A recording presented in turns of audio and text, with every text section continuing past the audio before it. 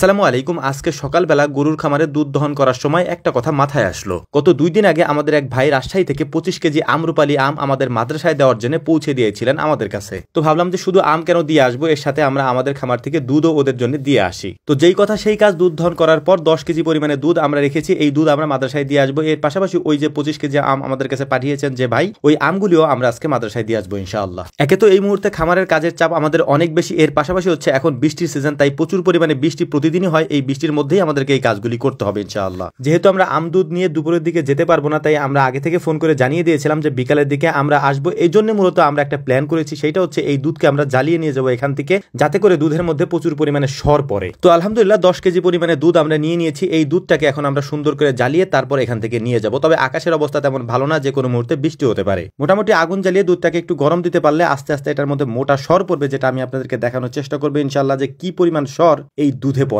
তো যাই হোক, আলহামদুলিল্লাহ এখন দেখা যাচ্ছে আকাশে হালকা হালকা রোদ, তবে আমরা জানি না এই হালকা হালকা রোদ কতক্ষণ থাকবে। দেখা গেল আমরা চুলাটা জ্বালানোর পরেই ঝুম বৃষ্টি শুরু হলো, তখন আমাদেরকে এটা নিয়ে যেতে অনেক কষ্ট হবে, কারণ এখান থেকে সরাইতেও কষ্ট হবে। চুলাটা অনেক বড়, পাত্রটাও অনেক বড়, তবুও আমরা এটা শুরু করেছি। আলহামদুলিল্লাহ দেখা যাক বৃষ্টির অবস্থা কি হয়। দুধ দেওয়ার পর দ্রুত আমরা ঝাল দেওয়ার চেষ্টা করতেছিলাম, যাতে করে বৃষ্টি আমাদের ধরতে না পারে, বৃষ্টির আগেই কাজগুলি আমরা শেষ করতে পারি। এছাড়াও হচ্ছে যে আমাদের যে ভাই আমাদেরকে আমগুলি পাঠিয়েছেন, ভাই আমগুলি পাঠানোর পরে আমরা ওই ক্যারেটটার খুলে দেখিনি, কারণ এটা যেহেতু মাদ্রাসার জন্য পাঠানো হয়েছে, তাই আমি চিন্তা করেছিলাম যে এটা একবার ওদের হাতে দিয়ে আসবো। আমরা মূলত পাঠিয়েছিলেন যুব এগ্রো থেকে। আপনারা হয়তো অনেকেই ভাইকে চিনবেন, উনি একজন জনপ্রিয় ইউটিউবার, ওনার ইউটিউবে একটা চ্যানেলও আছে যুব এগ্রো নাম করে। তো ওই ভাই আমাদেরকে মাঝে মাঝে আম পাঠান। তো এই আমগুলি মূলত হচ্ছে উনি পাঠিয়েছেন মাদ্রাসা ছাত্রদের জন্য, মূলত এই জন্য আমরা আর খুলিনি আমের ক্যারেটটি। তবে ইন্টারেস্টিং একটা ঘটনা ঘটেছে, সেটা হচ্ছে আমের ক্যারেটটি যখন আমরা নিয়ে আসি, তখন দেখলাম যে আমের ক্যারেটের এক কোণা দিয়ে ছিদ্র করা, অর্থাৎ এখান থেকে হয়তো হাত দিয়ে কেউ আম নিয়েছে। মনে মনে চিন্তা করতেছিলাম, এতিমের এই জিনিস যারা খেয়েছেন, আল্লাহ তাআলা তাদের সাথে কি আচরণ করবেন আল্লাহ তাআলাই ভালো জানেন সেটা। তো যাই হোক, আমরা যখন এই কাজগুলি করতেছিলাম তখনই দেখলাম যে বৃষ্টি শুরু হয়ে গিয়েছে। তবে বৃষ্টির পরিমাণ কম থাকার কারণে আমরা এখানে দুধের যে